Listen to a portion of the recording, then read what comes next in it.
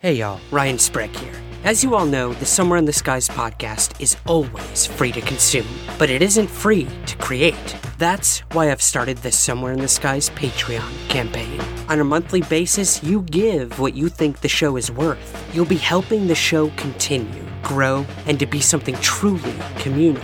And remember, there are rewards for each level of contribution, and the list is only growing. So please, help Somewhere in the Skies now by becoming a patron. To contribute and to learn more, visit www.patreon.com/somewhereskies. Thank you for your support. And now, on with the show.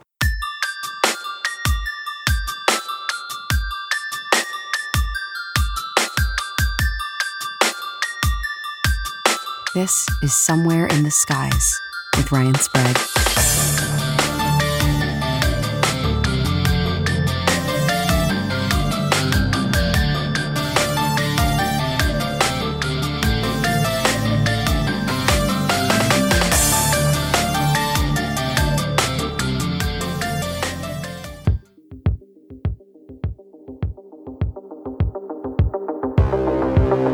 Welcome to Somewhere in the Skies. I'm your host, Ryan Sprague.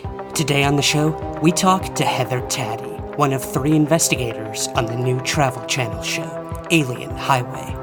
Many may know Heather from her extensive investigation work on the hit show, Paranormal State. But it's clear she's not just a ghost hunter any longer. Now, she's on the trail of strange phenomena happening across the U.S. She is joined by Chuck and Dan Zukowski. Chuck is a former Colorado law enforcement officer who has been researching and investigating UFO-related incidents for over 30 years.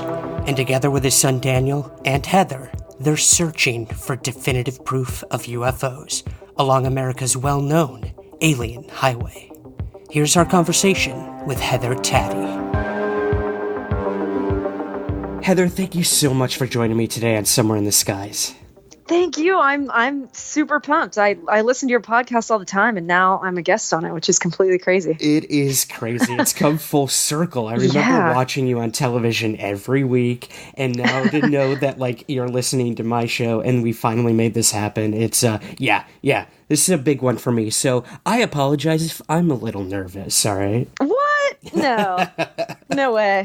I'm more nervous probably than you. Oh man. Well, we'll be nervous and we'll get through this together. But kind of the real reason we're here today is to talk about your new show, Alien Highway, on the Travel Channel. Yes. But most of my listeners, including myself, we know you best from your work on Paranormal State. So I would love to know how you first got involved with investigating, researching the paranormal. What is your origin story, as it were? Well, I grew up with a pretty cool older brother. We're 10 years apart in age, and he got me into music. And I can remember I was really young, and I remember eavesdropping on he and his friends while I played with a Ouija board. I remember peeking through the crack of the door and being like, what are they doing? What is a Ouija board? So it kind of started with that. And then from there, just listening to him and his friends talk about how they'd go to these haunted places and they heard a voice of a little girl in this graveyard. And I was just really intrigued by these stories, and I wanted to put myself in these situations. So, and then it just came from watching, movies. Like I remember being really young and watching Tales from the Crypt. Oh yeah. And reading about Ed and Lorraine Warren, reading about all of their cases. The stories just, I was always intrigued, and I wanted to have those experiences, and I wanted to know what happens when you die. So then in junior high, I started investigating on my own and with my friends.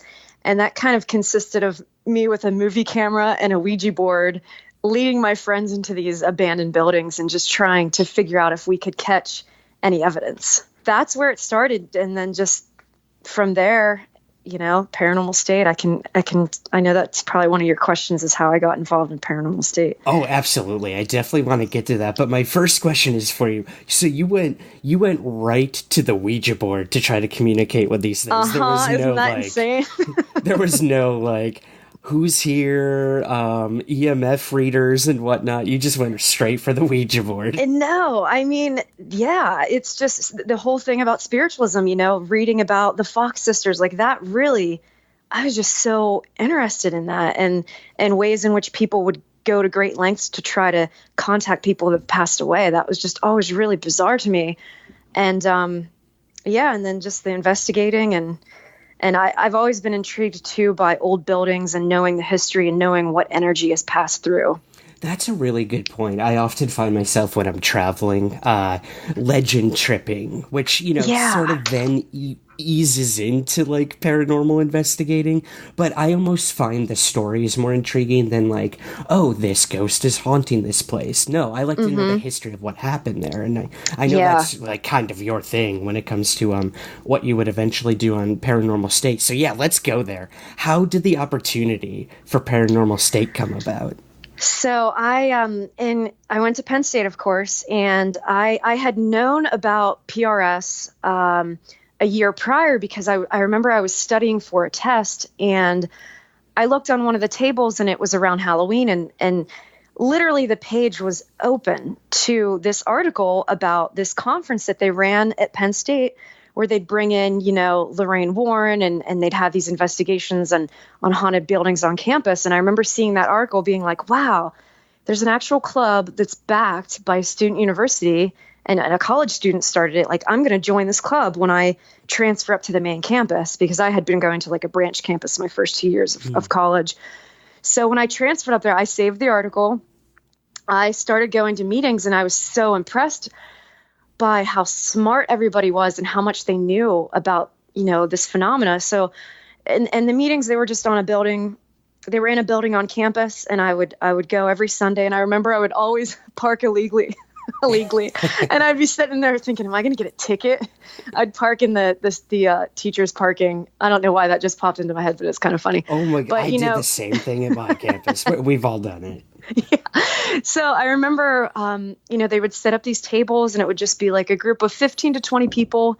We'd all be facing each other, and everybody would just go around and talk about their experiences growing up and what kind of drew them to join the club. And they would go on investigations. They had equipment, and Ryan was just super smart, and everybody in the club was really interesting. So I continued to go to the meetings, and I knew nothing about a TV show. I kept going, and around the 5th or 6th meeting in, I noticed a new face in the room, and this guy was just sitting at this table, and he had this stack of pamphlets, and I was like, what is this guy doing? And they had been in the process. They had filmed a pilot a couple years prior, but they were in the process of making like a docu-reality series about, following these college students as they go on their investigations.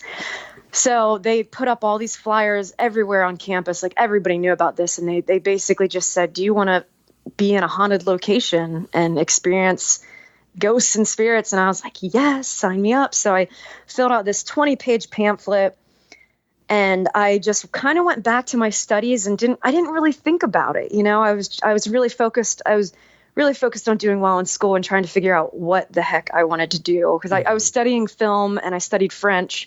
And I kind of never really knew what I wanted to do. It was just kind of like, these are my interests, so let's just try to get through this and then figure it out. So let's see what happened then. Then I got a call probably like 2 or 3 weeks. I got a call back. And what was really interesting was Katrina and I were both going through the training process to become investigators. Okay. So we took tests, and it was basically like we added on an extra class to our curriculum that we kind of weren't really getting credit for. We just, we're so interested and passionate about this. And we took these tests, we wrote these research papers, because my goal is to be an investigator and to be able to go on these investigations and learn more about all of this. So Katrina and I ended up being the ones that got picked. And then literally like a month later, we started filming. I was a junior in college, and we started our first cases, where most of them were in Pennsylvania or like, neighboring states, where we would just drive. Mm-hmm.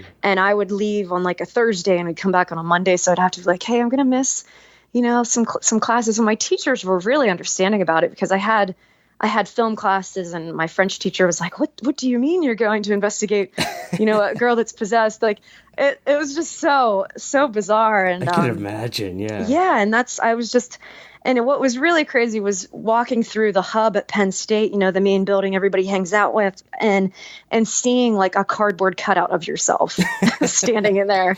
Whoa, that's gotta be surreal. Yeah. My college experience was a little different from everybody else's, but it was super fun. That is so interesting. Yeah, it's like I always, whenever I talk to like UFO researchers or paranormal investigators, we all like live these two separate lives, which is really, like we do our jobs during the day, and we buy our morning coffee, and we do the mundane work, and then we come home and we start talking to people about, they were abducted by aliens and brought to the Pleiades, or they spoke to their great-great-great-grandparent from the dead. It's crazy. Just this juxtaposition between what people know and experience every day and then these other worlds that are out there. It's got to be surreal, like going to class and then going to a haunted home to try to like stop a demon from possessing someone. Yeah, I mean, I remember being in like a philosophy film class or something, and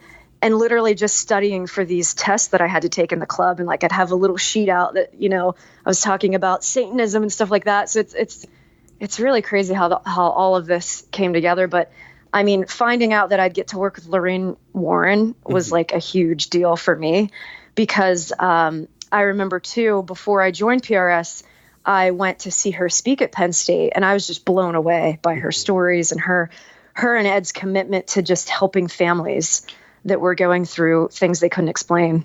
Right. And I mean, those of us in like the paranormal world or, whatnot, we know these names, Ed and Lorraine Warren. Probably everyone knows now because of the Conjuring movies. Mm-hmm. But so did you ever get to personally meet her? Lorraine, yeah. I mean, she was on a lot of our episodes. I traveled around with her. Yeah, she was on quite a few. It was insane. Like I got to know her, mm-hmm. and she was a wonderful person. Yeah. I mean, just being able to hear her stories. I remember there were so many times, because when Lorraine started talking, you couldn't get her to stop. And she was such an amazing storyteller.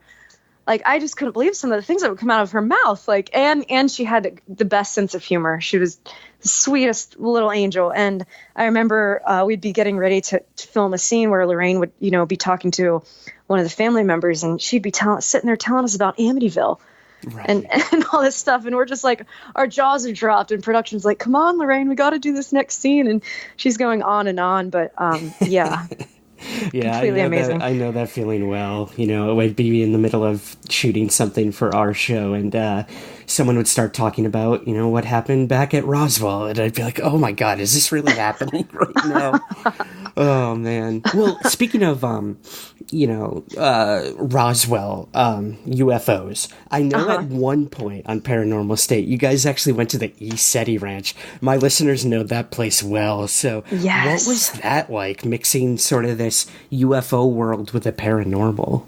It was super fun. I remember we camped there, and every night we would see these lights, and they would start going really slow. And then James had he had all these high-powered military flashlights, and he'd be like, I'm going to show you how it powers up. And he would flash this light, and it would take a little bit, but it would be so bright, and it would flash back at us, and then it would go really slow, and then it would go fast, and then it would disappear. And we saw this multiple nights, and I had been there twice, because I think after we filmed the episode there, we went back to do an event. But I could not explain this at all. I know scientists had been there to study it, and I think like a week before we arrived to film our episode, Robbie Williams was there. I know he's really into all this. But yeah, it was incredible. And hearing James' stories, he's just such an interesting person. And I was like, we're not going to see anything. Like, I was pretty skeptical, like, what, we're going to see a satellite. And we went there and had these experiences. And it was really cool because they bought us this satellite tracking system we had on the computer, so we could precisely see what direction the satellites were and when they were coming. So we would know what we were seeing. But it was cool. I mean, I felt like a little kid because growing up too, I always had this fascination with looking at the stars and just hanging out with friends, and just you would always end up having really great conversations about, life on other planets and everything. So right. It was really neat to be able to go there. I really want to go back, actually. Yeah, I've never been there, but I've had so many people recommend it. So hopefully someday. Yeah. Yeah, you should totally go. Cool. Well, what were some of your most memorable moments from Paranormal State? I know that's a really broad question. Yeah. You guys investigated so much, but like, does anything really stand out to you? Like, whoa, this is beyond what I signed up for. I mean, I did a couple cases that ended up being pretty serious, and I was still training and learning about all this stuff. And I mean, a lot of that was kind of intense, and they always wanted me to go because I have this positive energy, and it'll help the clients and everything. But a lot of those cases are really, really serious, and it affected us all after we leave, thinking about helping this family and what they were going through. Like, it stuck with us, and especially with Ryan. And and this has never happened to me, but a lot of times some of the PRS members lived in a house together, and after some of the real serious cases, they would have stuff follow them home. I don't know why nothing ever followed me home. Like, I never had any experiences, but a lot of that kind of really stuck with you, seeing these families that were terrified to sleep in their own house. Some of them brought this activity upon them without knowing the dangers of, messing around with a Ouija board or anything like that. But a lot of that was really intense. But one case that really stuck out to me, I think they called it Paranormal Intervention. We worked with this lady. She actually lived in Queens. Her name was Carol Ann, and she had these bouts of depressions that she blamed on spirits. And a woman named Mary had committed suicide in her garage. And Carol Ann, she had a really intense attachment to the spirit, and she was obsessed with taking EVPs and trying to hear her voice. And she had little baggies and baggies of these little micro cassettes of these amazing EVPs, and she was literally obsessed with trying to reach this spirit. And it was really insane. And so the activity was really centered around Carol Ann, and she wasn't letting the spirits move on because she was constantly engaging them. And that's something you think about today with like everybody really into this phenomena. It's happening so often. And is it because we're constantly trying to contact them? It's like a strange thing to think about, but I don't know. That's one episode that really stuck out to me because she just wouldn't stop. I mean, we even ended up taking her recorder. I think she just went out and got another one, but it's strange how obsessed people can get with this kind of thing. Yeah, you're telling me. Yeah. It's hard because like they go through this paradigm shifting experience, and then it's like, how do you go on every day after that? Like doing these menial tasks we all do as, mere mortals when we know, or they know, I should say, or think that like there's a spirit talking to them from like beyond the grave. It's crazy. It is, yeah, but it was really interesting to try to go and like because when you go to these families' houses, you basically become their historian. You're diving into their history, diving into their past, and even figuring out when this phenomena began, what was going on in your life. And I always liked trying to figure that out, because a lot of times the stuff would happen, they would bring it upon themselves and not even realize like, oh, this, the stress was causing me to do, you know what I mean? So there's so many different pieces to the puzzle. There really are. And I'd like to ask you, Heather, in terms of like filming for this thing, for Paranormal State, I'm sure it'll sort of be the same for Alien Highway, but what is it like trying to investigate while there's like constantly cameras on you and like you're in the middle of something and they have to be like, oh, cut, we have to like go over and get this angle. Like, is it a challenge trying to do this stuff for television?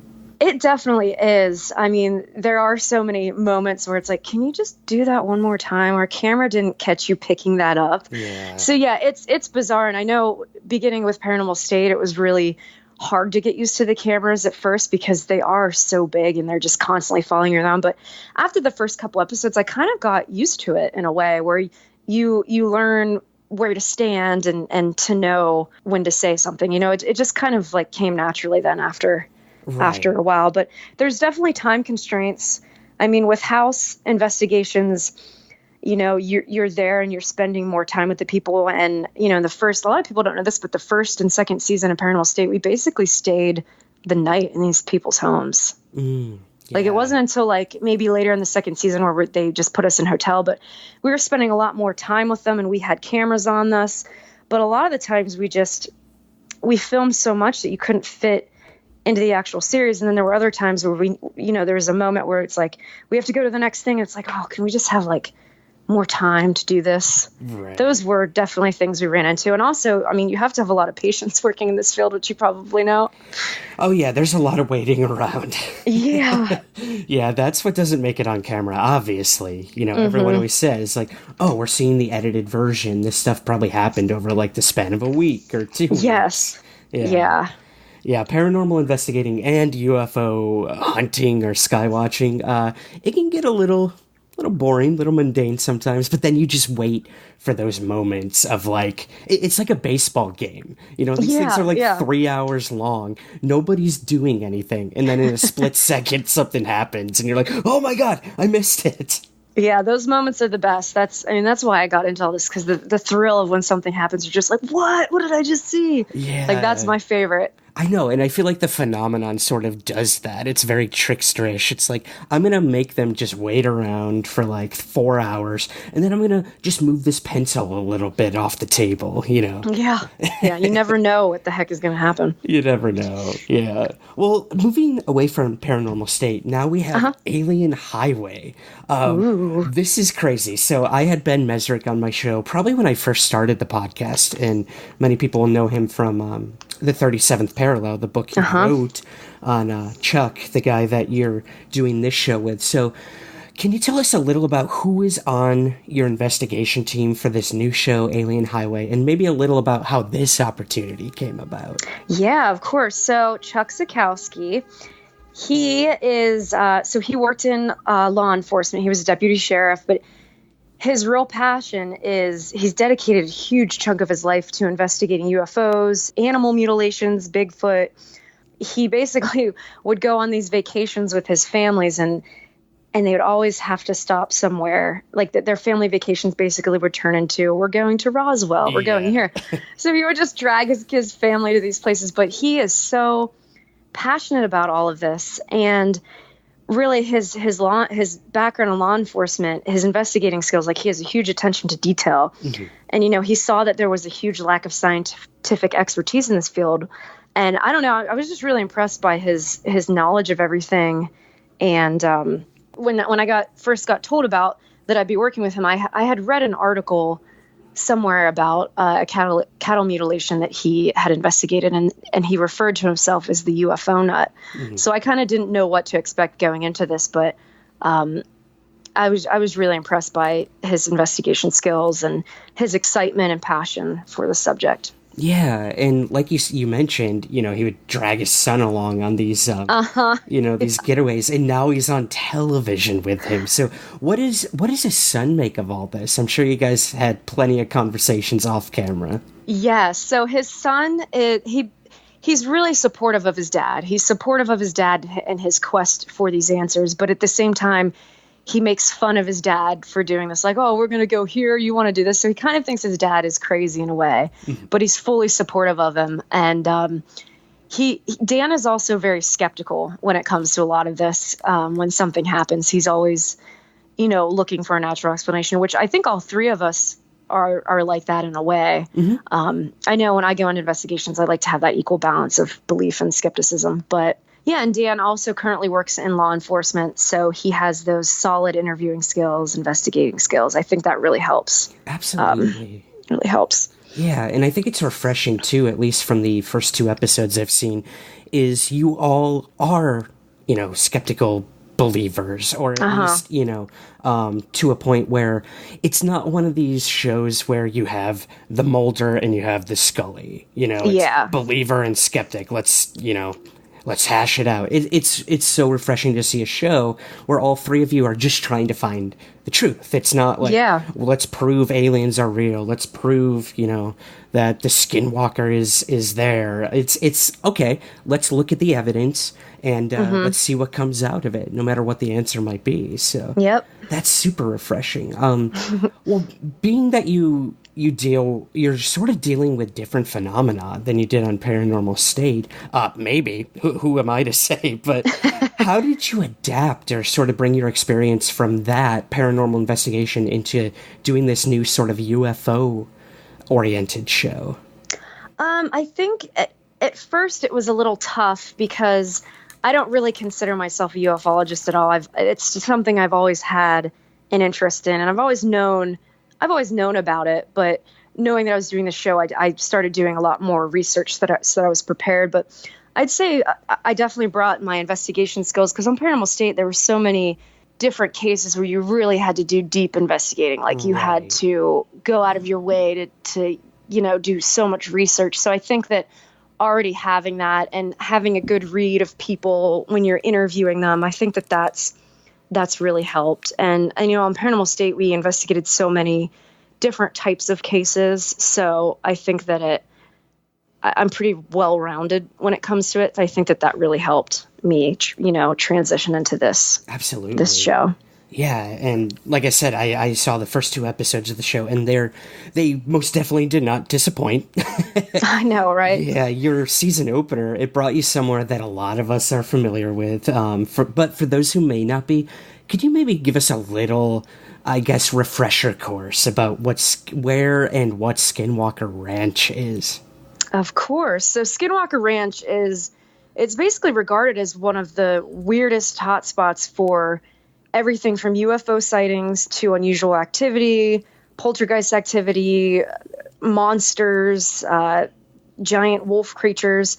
So it's very varied in terms of all the weird things that have happened there. And this stuff predates the ranch. It's this whole area of the Uinta Basin. But it's said that there is a portal near this ranch or in this area. And it all goes back to a curse put on by the Navajo, where, this ranch is supposedly in the path of the Skinwalker. And what didn't make the episode is we interviewed a Native American elder about an experience they had, and they won't talk about the Skinwalker ranch. They won't talk about skinwalkers at all. So it's a really taboo thing, which is really fascinating. But yeah, this place, ranchers had lived there and had really bizarre experiences. And we all know about Robert Bigelow buying it and using it as like a live-in laboratory. So it's just a bizarre place. And I was super excited to just be, in that area, because I know it's not just the ranch, it's all around. That area has a unique history. Absolutely. It's like a dream come true for any of us out there who are into this stuff. It's got everything you need: cryptids, ghosts, aliens. Yep. It's crazy. Well, what was you guys, you really did get some solid evidence out of this, and that's what really impressed me. And I'm so happy that they started, the premiere episode was this, because it shows there is stuff we can actually analyze. It's not just stories.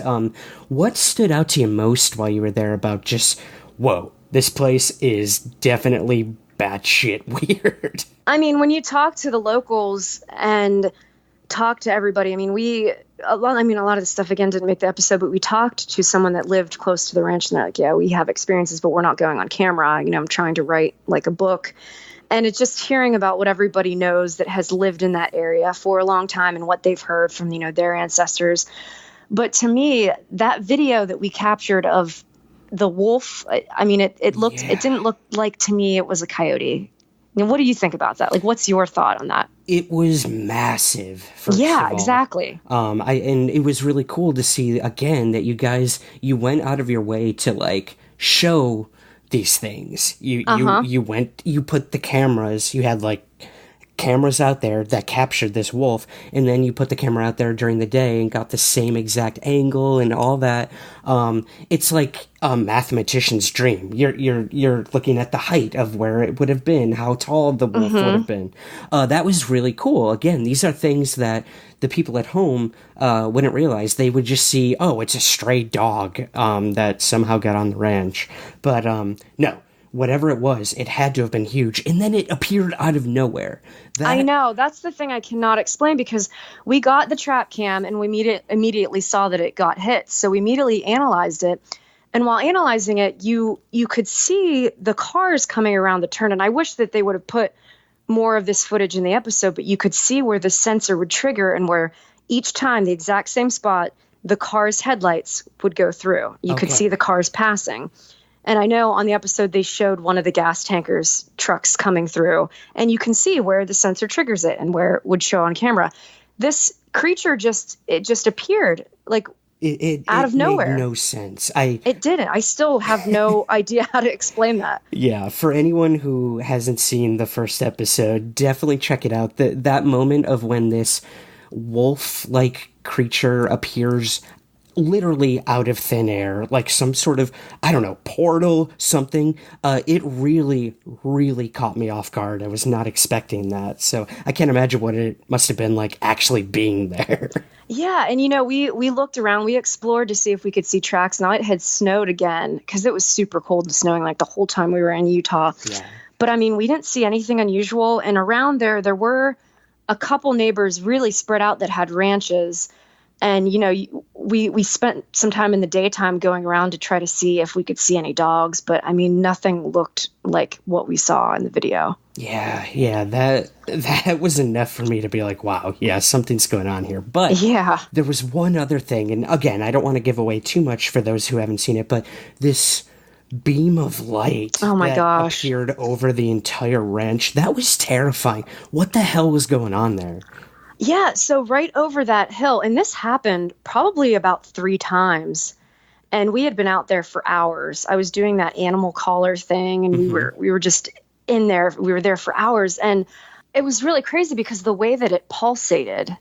Yeah. And right over the first ridge where Dan was, there was a second ridge, and then over that, that was Skinwalker Ranch. So the way that it pulsated and the timing of it was really unique, and Dan was right up against it, and he had no idea what it was. And my thing is that, like I said, we knew what was on the other side of the ridge.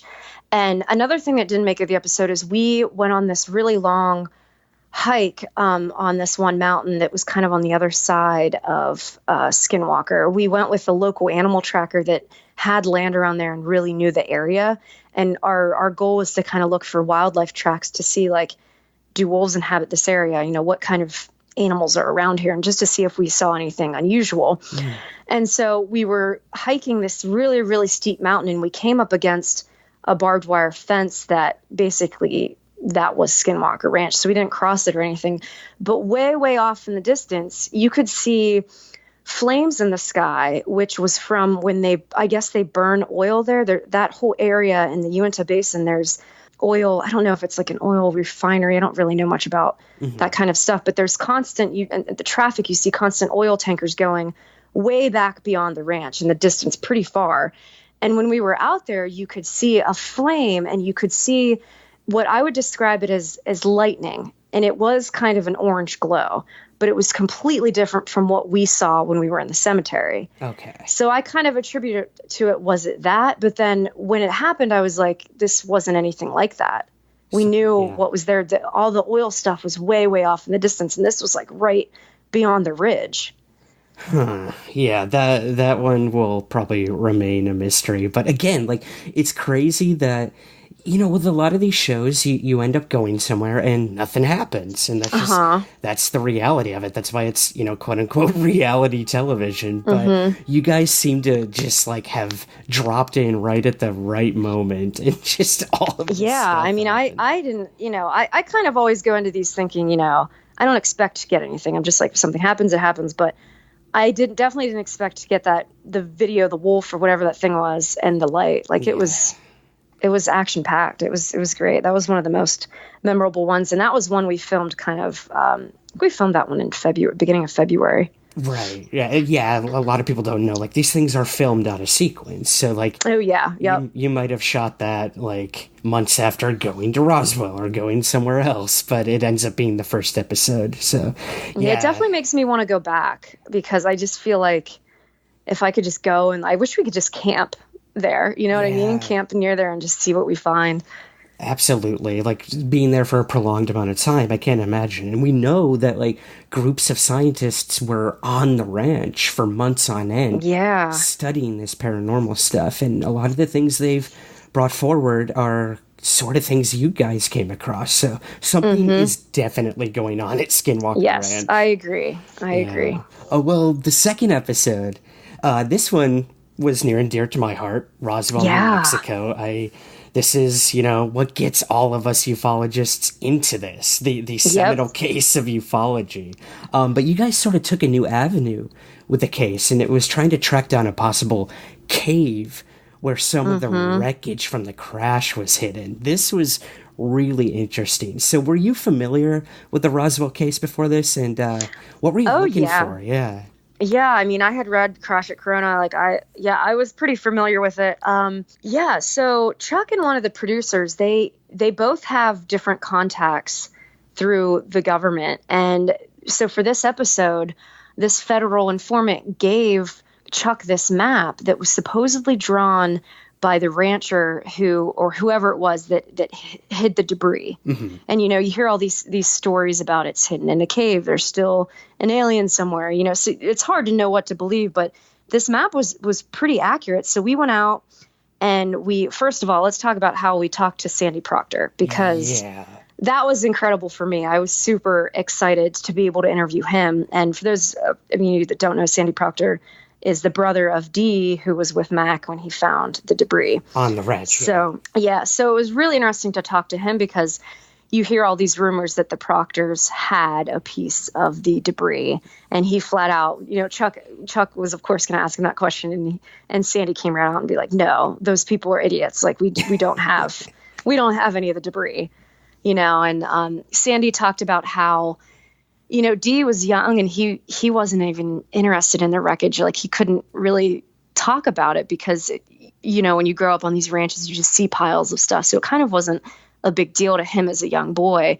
But it's completely plausible to think if this debris was on a ranch it was like a couple days before the government came, correct? Mm-hmm. Yeah. So it's completely logical to think that maybe, people in the town knew about this. Maybe a little kid or someone came and took some of the debris and hid it somewhere. Mm-hmm. I think that's completely... It's totally believable, yeah. Yeah, so we talked to Don Schmidt, and he told us that the Richards Ranch, which is adjacent to, or adjoining to, the Proctor Ranch, where the debris was found, they think that he stole the debris. So we talked to somebody in the family that didn't want to be named, didn't want to be seen on camera.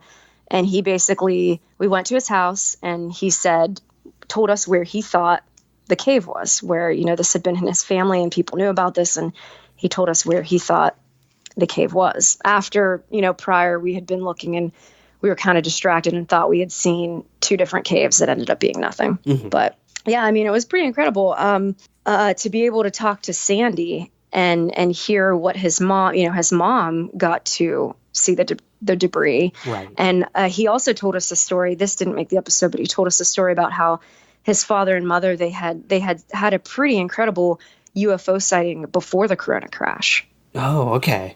Yeah. So it was really neat to hear about that. But, right. And they said that, and then the Proctor family, of course, was close with Mac, and Mac was told not to talk about it.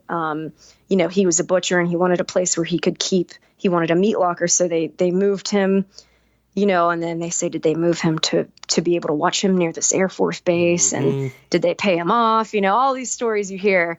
So it's just really neat to hear that from someone that obviously was in the Proctor family. That's a really good point though, Heather. I've had my presumptions about this case forever.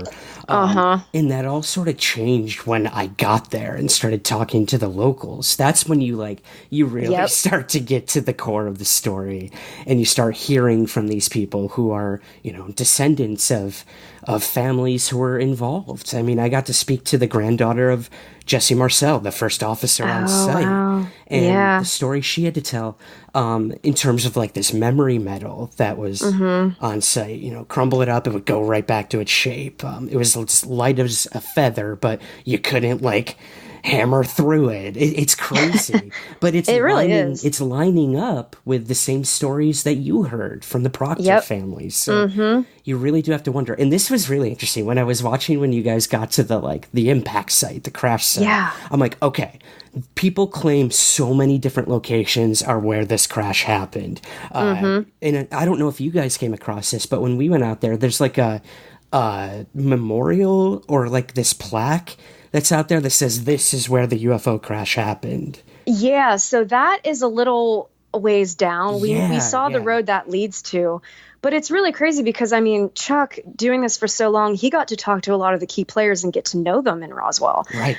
So Glenn Dennis gave him the coordinates for the debris site. Mm-hmm. Yep. So, I mean, that's how we but Chuck has been out there. He's done a dig out there, so he knew exactly where to go. Yeah. But I mean, to be able to stand there and just put yourself back in the 40s and think like, what really happened? It was incredible. Like, I felt like I was in a dream. Yeah, same. And, well, that was the other thing. When you finally got to the impact site, I saw it and I'm like, okay, let's see if it matches where I was. And I'm not kidding you. The area where you guys were was exactly where we were told to go. And it was it. And you step foot out there and there's nothing, no life, no like birds above, no reason there would be garbage or debris out there. Yet people like Chuck and people like Frank Kimbler, this geologist we spoke to while we were there, they found stuff out there. So you really do have to wonder.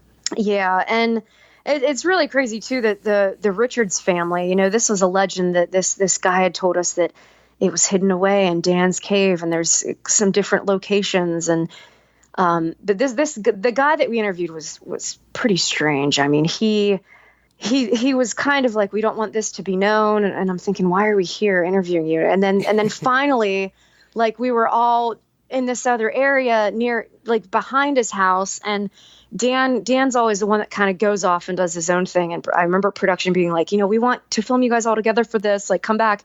Dan didn't listen and went off, and he ended up finding an opening. Yeah. And then we started digging, and it really looked like a cave. Yeah, it did. Like, what the heck? Yeah. So, and then we were out there and we were digging for hours trying to figure this out. And then the guy comes up and he's like, you know, you guys are going too far. Like, we don't want you to be here anymore. You have to leave. And we're just like, oh. Yeah. You know, that was a total bummer. But I really hope that we can try to get back there. There is something down there. There definitely is. Like, you guys were so close, and I was. I'm not kidding you. Even for like a reality television show, I was on the edge of my seat. Like, oh my god, they might break this case wide open. Yeah, I mean, could you imagine if we found a piece of it like that? I just can't even wrap my head around that. It would be incredible. Well, like you said though, like, it's not done. Like, Chuck is determined to get back there, and I know with his connections, like, something's gonna happen. He'll be able to get back out there. But yeah, it was a fascinating episode. A lot of people, when they hear Roswell, they're like, what is there left to look at? But clearly there's still stuff to investigate, and I think you guys did a really good job with that. Yeah, thanks. I'm glad you enjoyed it. Yeah. Well, I mean, okay, so we have Alien Highway. We have this show Unidentified on another channel. We've got this show. All these paranormal and UFO related TV shows seem to be cropping up lately. So, what, in your opinion, why do you think that is? And what about Alien Highway kind of stands out amongst all these? I mean, I think that this stuff isn't stopping. I mean, people all over the world are still seeing UFOs. They're still experiencing paranormal activity. Like, it's just a never-ending cycle. Like, it's happening now more than ever, especially with all these, you know, stories about the Pentagon, investigating and everything like that. Like, I think a lot more is coming to light now, and maybe a lot more people are opening their eyes, and a lot more pilots are coming forward, and a lot more people in the Navy, you know, people that know stuff are coming forward and sharing their stories, which I think is awesome because it's only going to help us get to the answers more. Absolutely, yeah. There seems to be a shift happening where these topics they're becoming more legitimate. And, you know, I feel like throughout decades this happens. These things ebb and flow where, like, oh, UFOs are real. We investigated it. And then, you know, then it goes away. It fades into obscurity for 5 years, and then it comes back up. But I don't know. I feel like something is changing.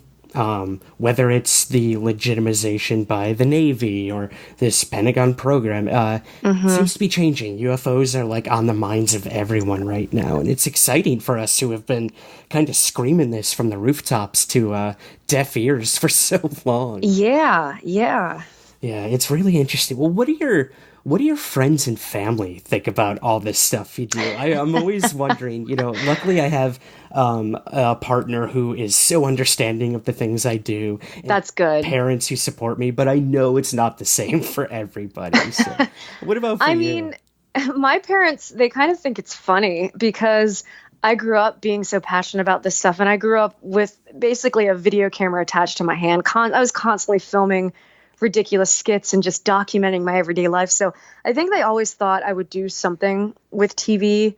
So it kind of seems normal, but I mean, they're super supportive, and they love watching me. And when reruns are on, they'll send me pictures of my face on the screen. I'm just like, mom's watching me on TV again.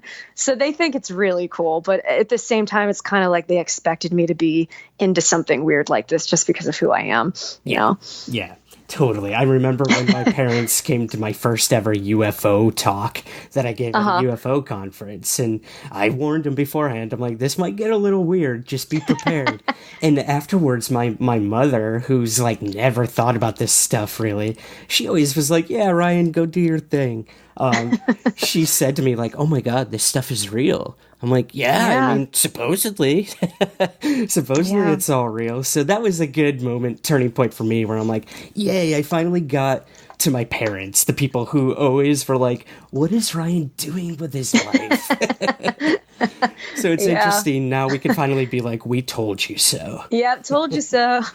Well, in terms of Alien Highway, Heather, the next episode to air concerns something super interesting, which I also just investigated myself. Area 51 in Tonopah. Tonopah is this really interesting place. A lot of people consider this to be like the new Area 51. So could you maybe tease us a little about what we can expect from this upcoming episode? Yeah, so for this episode, we're playing on the theory you hear about an alien escape from Area 51. So we're on a hunt to try to find this. And the site that people are talking about happens to be kind of in between Tonopah and Area 51. So that whole area, which there's nothing out there. As you know, there's nothing. So it would be the perfect place for someone to hide a creature or something to escape. So, and this was actually my second time out to Tonopah. We spent some time there, and it's really interesting talking to the locals and talking to people that worked in areas near there that, know information that they're not allowed to talk about. Mm-hmm. So this is going to be a really good one. I think people are really going to enjoy this one. That's interesting. And a lot of people don't know, like these vast deserts, that's where all this stuff happens, whether it is just top secret military projects or something a bit more esoteric or, paranormal. I don't know. But, once we knew what Area 51 was, or that it was like officially acknowledged by the government, full well they moved all that shit somewhere else. So, so Tonopah might be the place, so I wouldn't be surprised. And I had been there once before to Tonopah because I was passing through, I think I was driving to Yosemite, and I had heard about it, and I was just like, I'm going to stay at the Mitzpah Hotel, and I ended up staying there, and it was really, really interesting history, and interesting in the fact that like gold and silver were kind of accidentally discovered in that area. So I encourage anyone to check out that area. And if you look at the guest book at the Mitzpah Hotel, I think I signed it twice. Oh, nice. Yeah, I wrote a really funny story in there. Oh, that's bragging rights for sure. Well, that's so awesome. Heather, where can we find out more about the show and what you're up to? Well, I'm pretty active on social media. There's times where I'm kind of just like, get out of here. Like, I don't want to be on the computer, but my handle on Instagram and Twitter is Classic Tad. So classic and then TAD. So I'm, people, and I still get a lot of messages, even from people that are just now discovering Paranormal State or people that have followed the show. Like, I still get messages, which is completely blows my mind how that show has affected people. Oh, absolutely. It made me the person I am today. I'm like, whoa, you can do this in college? This is so cool. It's wild, but I'm also active on Facebook, and I just started a public figure Facebook page to kind of keep my private one separate. Ooh, but nice. You can find me on there under Heather Taddy, and I'm working on a website right now. I'm just kind of behind on it. Yeah, you're too busy investigating ghosts. And Yeah, right. Understandable. Hanging out in the desert. Yep. Well, I can't wait to see where the show leads next. And I know with Chuck involved that you guys have sort of only just begun. So Yes. wow, Yeah. I can't thank you enough for coming on today talking about all this. And thank you so much, Heather. Thank you. This has been great. This is great. All right, that is it for this week's episode. Again, you can watch Alien Highway on the Travel Channel. Check your local listings for dates and times. By the time you hear this, I am on my way home from AlienCon, Los Angeles. It was an amazing weekend, and I can't wait to share exclusive content with you from the event. Stay tuned for that. I also got word that I'll be joining AlienCon once again for their next convention in Dallas, Texas, being held October 4th through the 6th. To learn more, visit thealiencon.com. If you haven't already, please subscribe, rate, and review Somewhere in the Skies on Apple Podcasts, your Android apps, or wherever you listen to the show from. It helps us out tremendously. And hey, while you're at it, share the show with a friend. You never know, they might be more interested than you think. We're on Twitter at Somewhere Skies and Instagram at Somewhere Skies Pod. Everything in the TeePublic store is on sale right now. Be sure to visit teepublic.com and search for the Somewhere in the Skies store. Represent the show in style with official merchandise. That's teepublic.com. Thank you to the E1 Podcast Network, Rogue Planet, and especially to you for listening. I'll see you here next week, and remember, keep your feet on the ground, but never stop searching somewhere in the skies.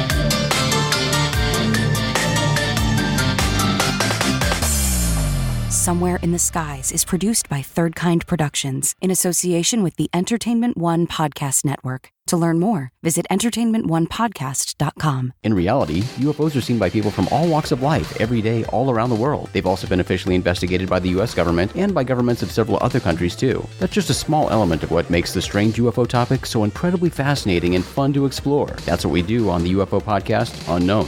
I'm Jason McClellan, and I invite you to explore the weird and wonderful world of UFOs with me and my friends and colleagues on Unknown. Unknown is available on Apple Podcasts, Google Play, Stitcher, iHeartRadio, Spotify, and all the usual podcast places.